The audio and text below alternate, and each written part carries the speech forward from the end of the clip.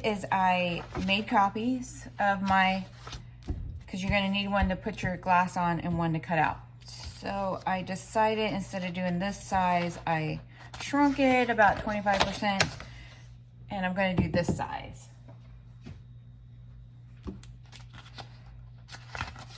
Okay, so this piece of paper is cardstock. I like to have my paper a little bit thicker because when you grind, it gets a little wet and you want it to keep its shape.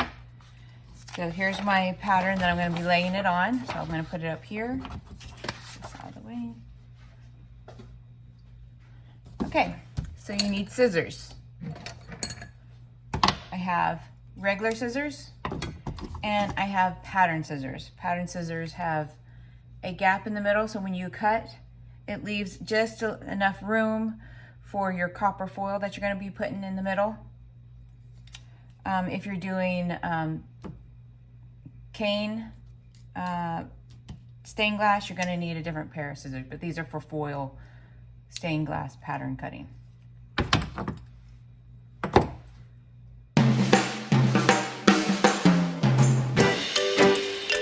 So cut my pattern, the outside of it, and now I'm going to use my pattern scissors and I'll go through the middle, or I'll go along the line so it cuts out just enough. Oh no. Okay, anyways, it's supposed to be these. These are the ones I'm supposed to be using. Let's see if I can go back and do it.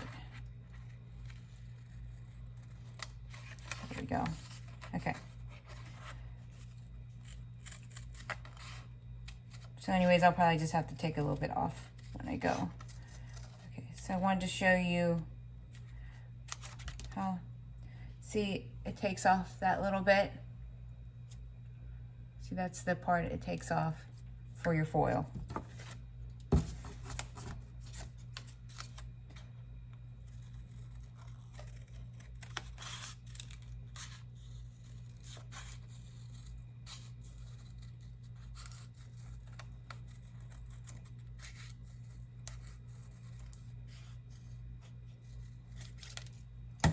Some people don't even cut out a pattern, they just make it and then they draw on their glass. I find I get a consistent fit, a better fit, if I actually do make my pattern and cut it out. After you cut out your pattern, you pick your glass that you're going to use, the colors that you're going to use for your piece, which is actually one of the hardest parts for me. I think it's because I'm limited on my glass since I'm way up here in Juneau. But okay, so I have a glue stick. That's how I put my pattern on. And I'm going to find out where I want it. I think I'm going to want my first green piece. I'm going to do number 5, which I find my pattern piece, number 5. And I put the little arrow in there because if I have texture, or if I have some wispies, like this one has wispies, I'd want it to go, my arrow to line up. So this one, you can't really see it on this, it has a little texture that goes up like this. So I'm going to want it to go like this, I guess, kind of to resemble, I guess, the trees that go up the mountain. Which that makes me think I'm going to change it to number 1. Number 1. Number 1 I'm going to put up there, and that's the arrow. Okay, so I find the smooth, this is the textured side, this is the smooth side, so this is the side you want to do your cutting on. And then you decide, what do you want to show on the front when they're looking at it? Do you want it to be clear, or do you want it to have the texture when they're looking at it? And I want that to show when people are looking at it this side. So when I put my pattern down, I want to put it down on the smooth side, face down, so when I cut it, it's on this side. So I put my glue on. Okay, put my glue on, and oops, it's putting it the wrong way. Going to put it right here.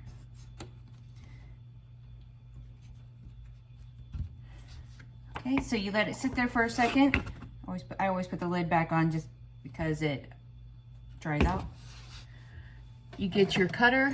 This is the cutter I use. It's kind of like a pencil. Some people use this kind. It's just how you like your grip. This one you cut like this. This one you cut like this.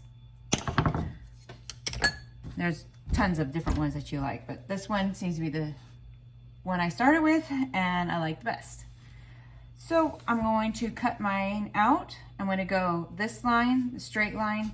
Normally you want to, you know what, actually I'm going to do this one first because this one's going to be the hardest cut. So I want to start with my hardest cut. So I put in there and I put just enough pressure to make the sound.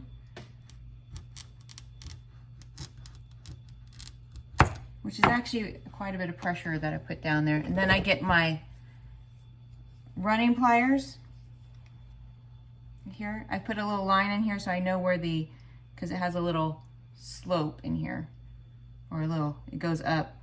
So you want right in the middle, you want your line. So I put it on the line where I just cut. It comes off. Okay, so now I'm going to go down this line. Make sure you have it straight up. Make my little cut. Running pliers. And then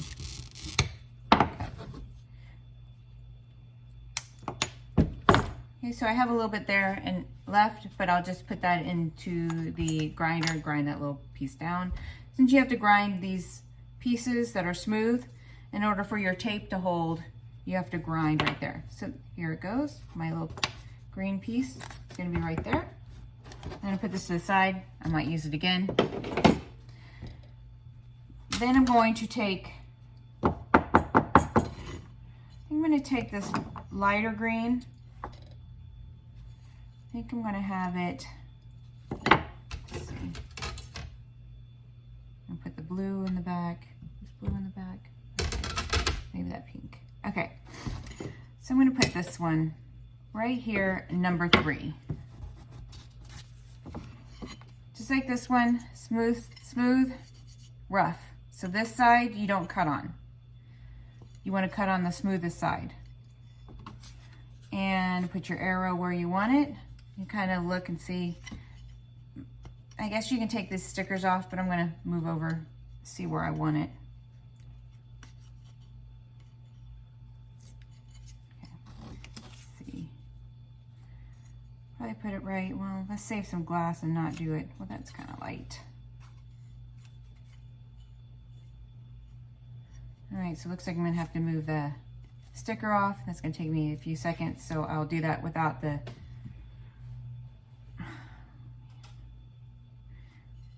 camera on, but I'll put it here. My arrow is going up. Face my arrow right. So it's gonna go there, and I'll cut this out just like the other one. This one's a little thicker glass, so it's gonna take me a little bit more work. All right, I just wanted to show you this. I wanna cut this one when you can see, just because it's a little harder glass. It's probably gonna break on me.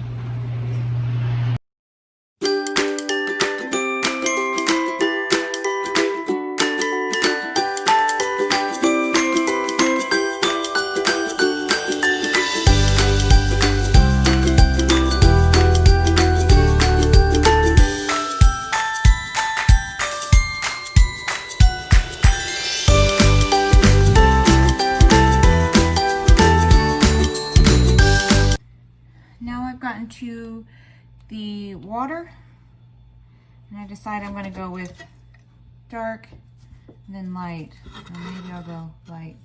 No, I'm going to go this one for number 7. They don't have any texture lines. If I did, I probably would have gone this way. And I guess they do have some. See the reflection? I'm not sure if you can see it. That's how I look, because if you have it up and it's going against the wall, it kind of looks like waves to me, so it's perfect. So I'm going to put my 7 on here, glue it on, This is the texture side, so it's going to be on this side. Well, they both have a texture. So, but.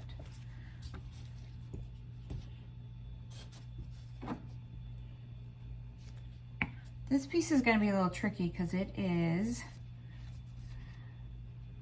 long, has a lot of curves, and it has 2 inside curves, so that'll be good for showing. So what I'm going to do is I'm going to cut this way. This is definitely not a lesson on using less glass, because most of these cuts right here are taking up a lot of glass that I probably would have tried to keep bigger for bigger projects, but here we go. I'm going to do this line, which I turned a little, so hopefully that works out. Okay. I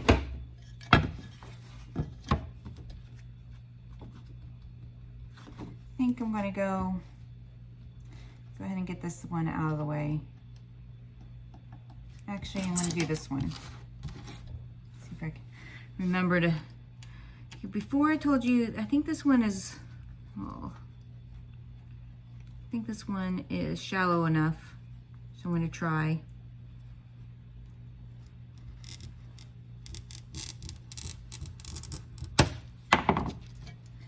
Okay, like the other ones here. Oh yeah, I probably shouldn't have. Try to score. Oh, came off pretty easy that time. Wasn't expecting that. Okay, so this one I'm going to go in. I think I'm just going to do an easy cut.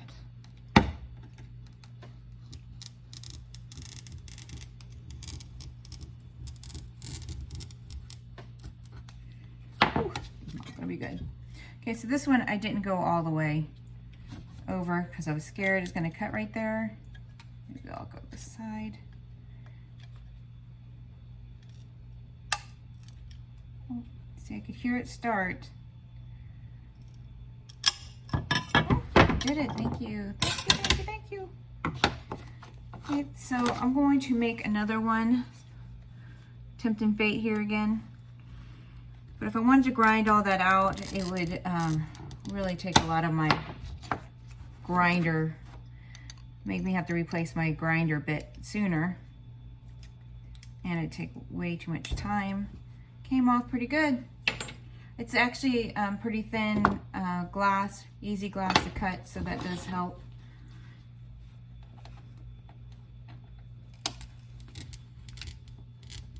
Cut that side. Could have used either one of them. Cut this little piece.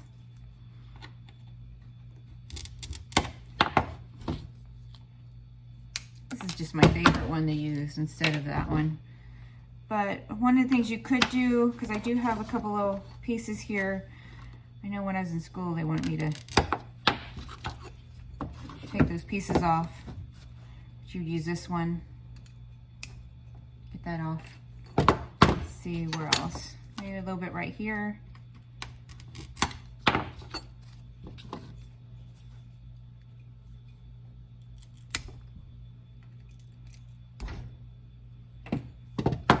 So it's a shake and pull.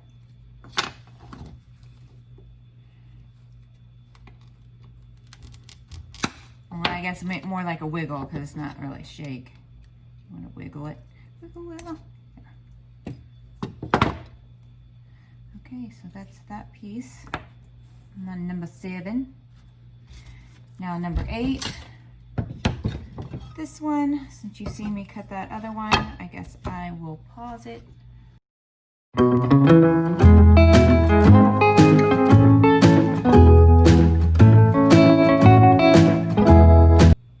Okay, so I want to show you that when I cut this one, I didn't go as close to the edge right here where the pattern is, because I didn't want it to snap that tip off, and sometimes that would do it. So what I'm going to do is just save that part for the grinder. So less chances of breaking the glass and having to recut another piece and waste more glass. Okay, so what I do is I have one last piece, which is a difficult piece. So I'm going to, it's a circle. So it's the moon or the sun, whatever I decide I'm going to make it. One of the things about this cut is right here, it goes in and then over. If I didn't have my ring saw, I would not have this piece because there's just no way to get in here and then over without the ring saw, because it's just you can't stop the run. Like with this, once this starts, it would have broke all the way. So either just change where it's gonna be, where it doesn't go into the mountain like that. So this one I'll use my ring saw, and most of the time, well, I didn't have the ring saw for a long time because they're expensive. Sometimes I feel like I'm cheating with it, but I love it. I think they're like, they run around $300, but it's the Source ring saw. But I'll show you a little bit of that in a little bit. Okay, so this is the grinder. This is a mess. Normally I'd want to put this here. Make sure that you can see, because it makes such a big mess. All this stuff is gonna go flying all over the place.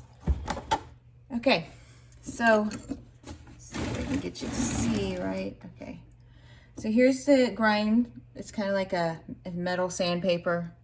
I have my sponge here, which brings the water from underneath here onto the grinder. So it's gonna make some noise. Show you a little bit of grind. This is when these really come in handy. Like I said, on this one piece right here,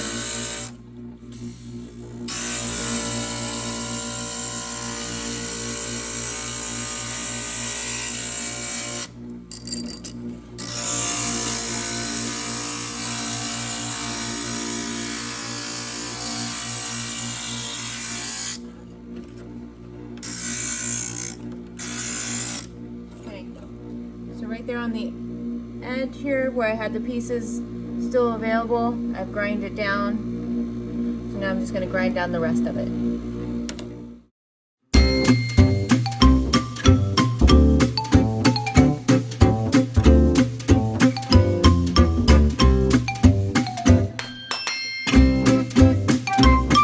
One thing I want to show you is that when you're doing the grinding, you don't want to just sit in one place like this.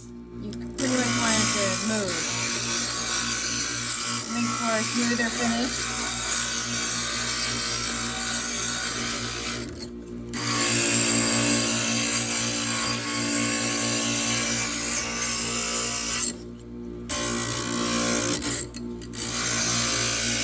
All of it has to have a grinded side. So you got to remember, even if you did like the perfect cut, you still got to rough it up.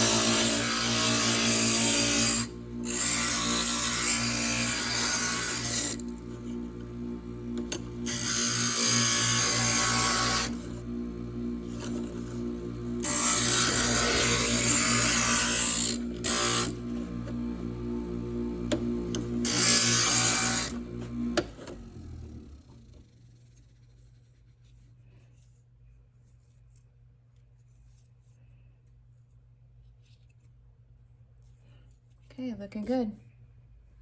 Okay, so this is the ring saw. Here's a little band right here. So this is what, like the sander. This is it right here. So it's in a ring.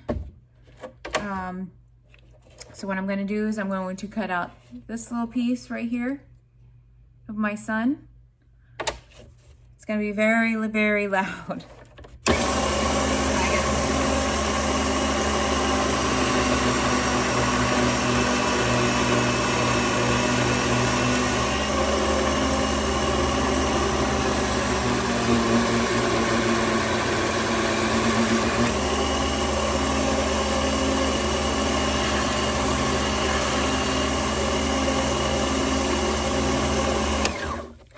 Actually went in just a little too far on it. It just moves so fast.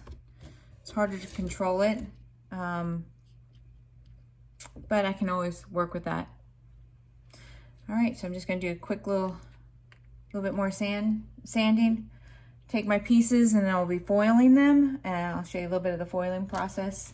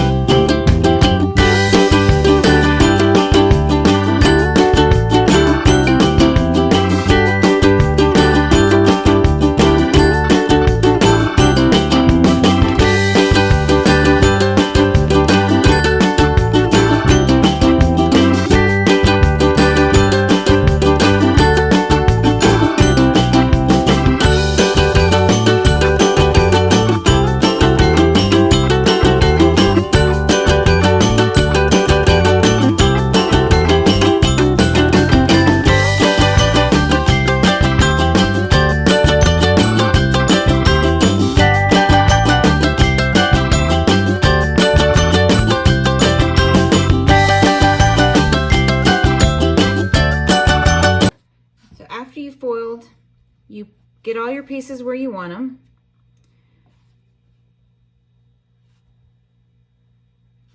So this is pretty much where I want them. So the first thing we're going to do is we're going to tack them. So what you need is your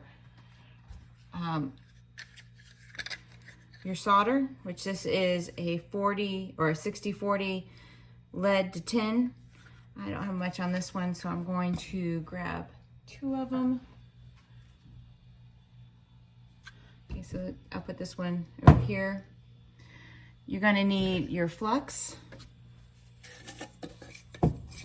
Keep mine here. You're going to need your brush.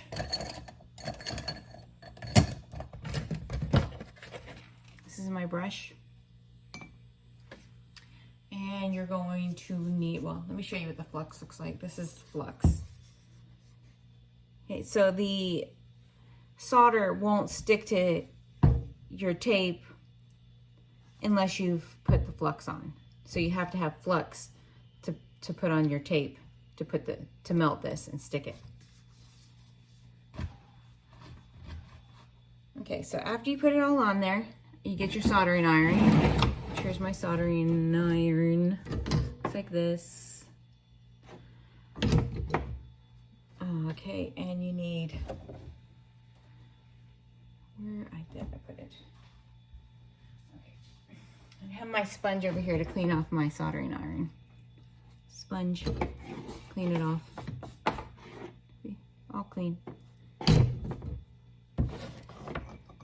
Okay, so you take your flux. So first thing we're going to do is we're going to tack them to make sure everything stays in place. So all the joints, all the places where everything joins together, you want to put a little flux on there. You know, it's really not that big of a piece, so you can probably just go and do the whole thing, which that's what I'm going to do. Okay. All right, so what you do is you take your soldering iron, and it's hot. I actually have this at 410, which is a little high.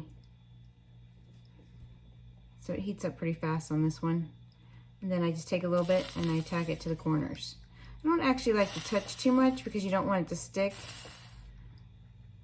and come up.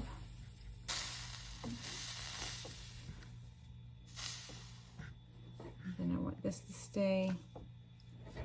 Okay, so it looks like I got everything tacked down. Let me put another piece on here just in case it moves.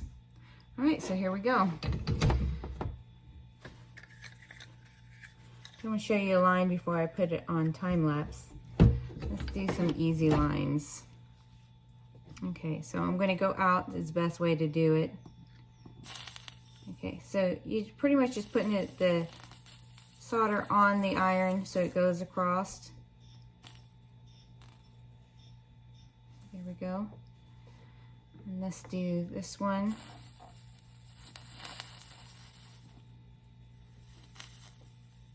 And go across here.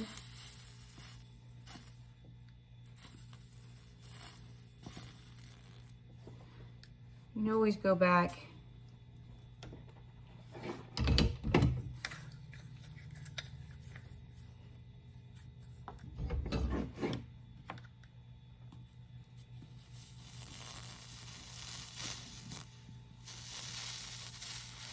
It does have a fume that comes up.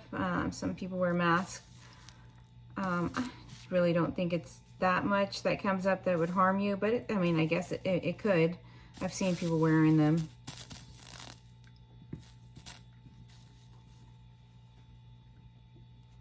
And I've done a lot of projects. I mean, I guess I've kind of got a cough afterwards. So possibly, but yeah, I don't really wear a mask.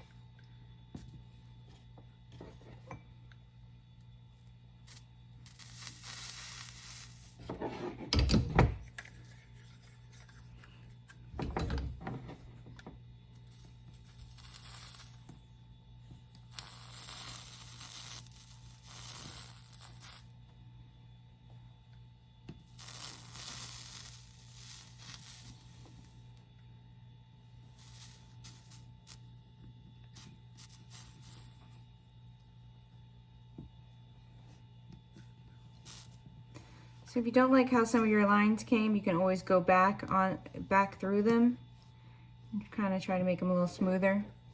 This one's a little lumpy.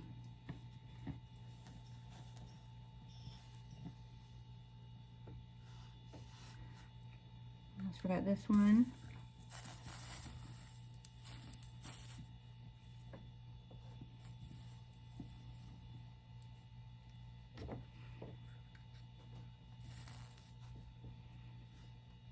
Okay, so that looks pretty nice. A little piece right here that didn't get colored. Okay, so on my edges, I like to go back and let me get some of this out. I like to go back and put enough on there. I mean, you can just go really quickly, but I like to have enough onto them so it looks like there's like a border. And some of them, if I haven't put any of this on, see? Go back, put some more of the flux on, part of it. And you don't want that because then it'll just mess up your piece.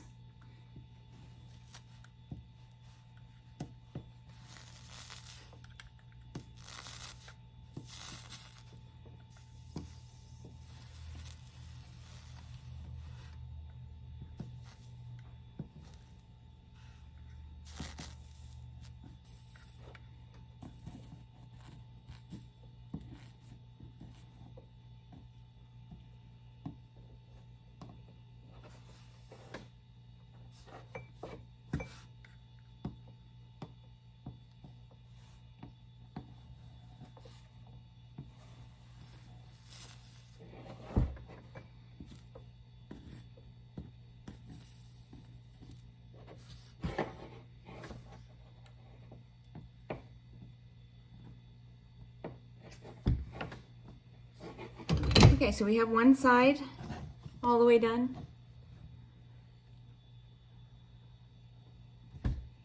Okay, so we have one side all the way done. So what we're going to do is we're going to flip it over. And we're going to do the back side. And I'm going to go get the charger. One of the tricks I've learned is like if you have a little bit of gap, like I have a little gap right here, I'll put duct tape on the other side. It keeps the solder in place so it doesn't like seep out. It just makes it easier to where you don't have to go back and recut or try to make it fit a lot better. So anyways, this makes it work pretty good. So I'll put my flux back on just like the other side. Don't have to tack it this time because it's already stuck together.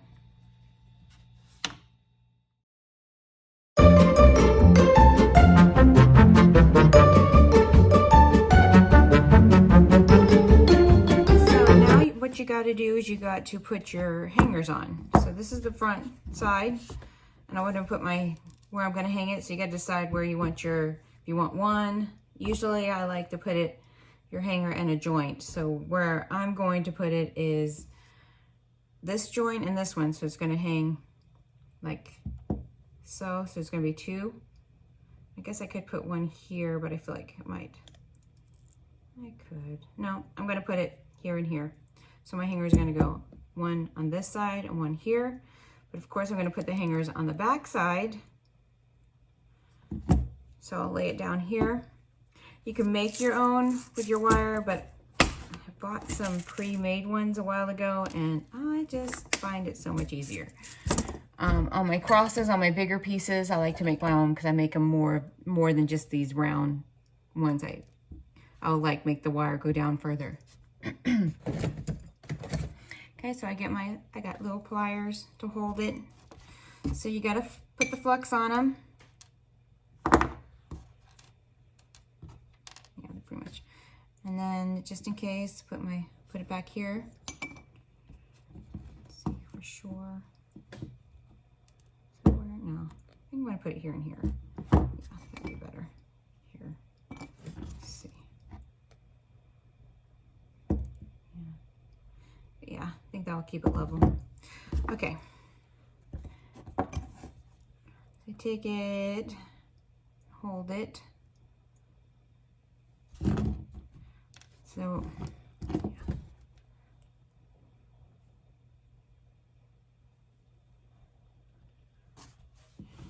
So I'm going to put it right here is where I want it. Usually I like to hide them as much as possible, but now I'm starting to get to where it doesn't matter. So I take a little bit of the solder.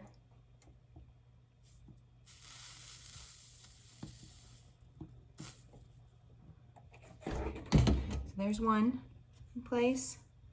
Take the other one.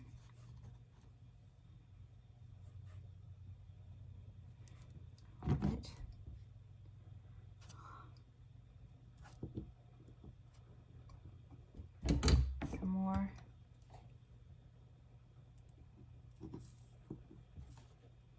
Yeah, went on it pretty easy. Actually, I think I want it lower.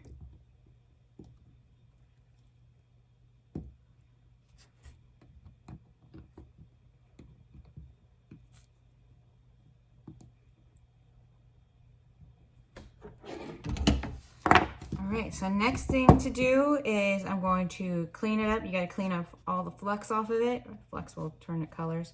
So I'm going to I'll take it inside and I'll wash it with Dawn dish detergent. Wash it off, clean it. And then I'm going to decide what kind of finish. You could either leave it the silver, you can make it black or gunmetal or gold. I think what I'm going to do is I'm going to do the patina. I'm not sure. Anyways, we'll get back to that. For finishing, I like to take the finishing compound, which I've had this for a very long time, as you can see. It's really old, so I bought a new one recently. Same brand, different containers. All I do is I take it, pour a little bit on, and then I rub it around.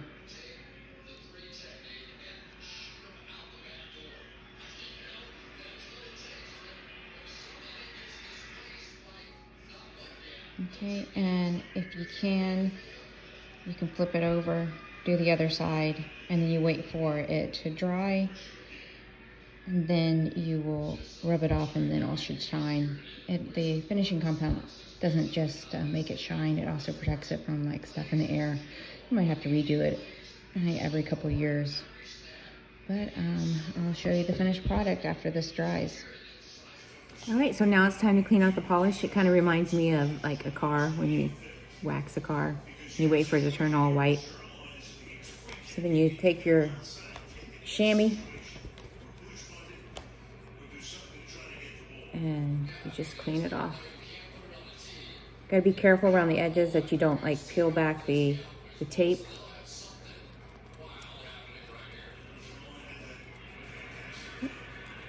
Yeah, pretty simple.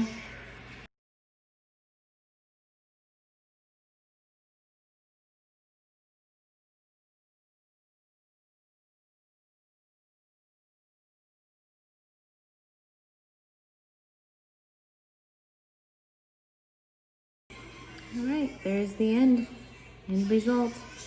All it needs is a hanger, but that's what we got. You see it in the light.